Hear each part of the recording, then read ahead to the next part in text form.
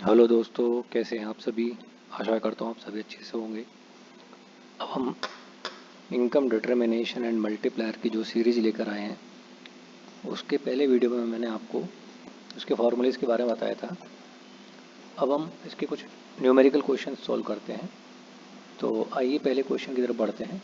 पहले क्वेश्चन पर आप देखिए, यहाँ लिखा हुआ है calculate the value of multiplier if MPC is 0.60, 0.50। अब जैसा कि आपको मैंने पिछले वीडियो में बताया था कि जो मल्टीप्लायर की फॉर्मूला है वो है K equal to 1/1 minus MPC। अब हमारे सामने MPC की वैल्यू दे रखी है 0.6, 0.5। अब हम एक एक करके दोनों में उसकी K की वैल्यू कैलकुलेट कर लेते हैं। If MPC is 0.6, K equal to 1/1 minus 0.6, 1 divided bye 0.4।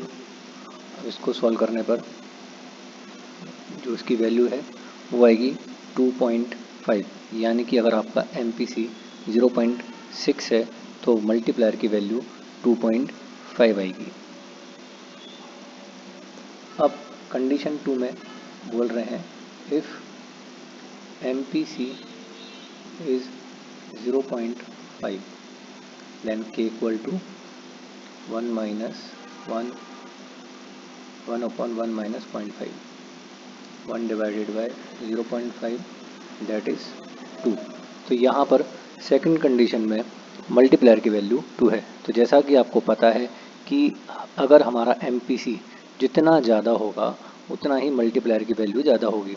अगर हम कंजम्पशन ज़्यादा करेंगे तो इकोनॉमी में पैसे का रोटेशन होगा और ये ज़्यादा से ज़्यादा मल्टीप्लायर में क्रिएट होगा। अब हम बढ़ते हैं दूसरे क्वेश्चन की ओर।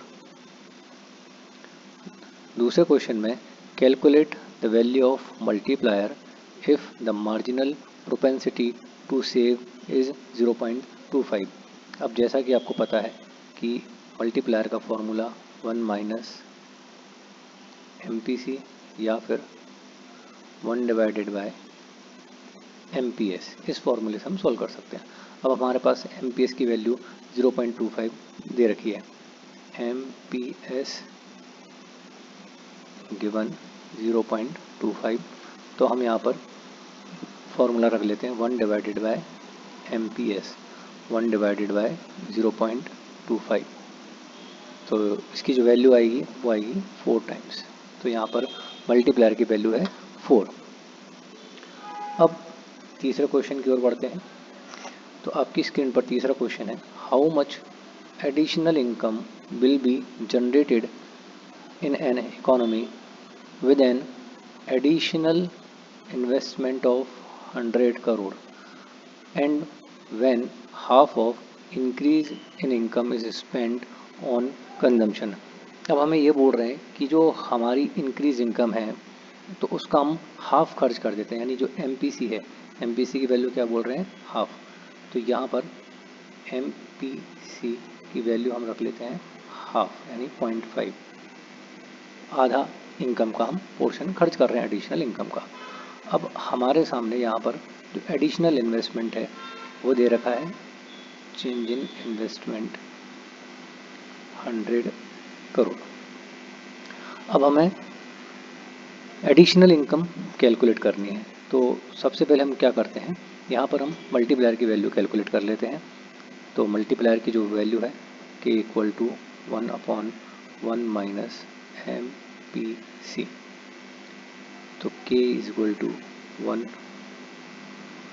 0.5, K equal to 1 divided by 0.5 और K इक्वल टू 2 टाइम्स। तो यहाँ पर हमने मल्टीप्लायर की वैल्यू को कैलकुलेट कर लिया 2 टाइम्स। अब यहाँ पर हम मल्टीप्लायर का फॉर्मूला और रखते हैं, वो है change in income divided by change in investment.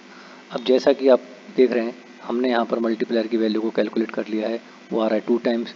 अब हमें चेंज इन इनकम पता करनी है, तो चेंज इन इनकम की वैल्यू हमारे पास गिवन नहीं है, वो हमें फाइंड करनी है। चेंज इन इन्वेस्टमेंट की वैल्यू क्वेश्चन में दे रखी है 100 करोड़। तो यहाँ पर change in income is equal to 2 into 100, that means 200 crore.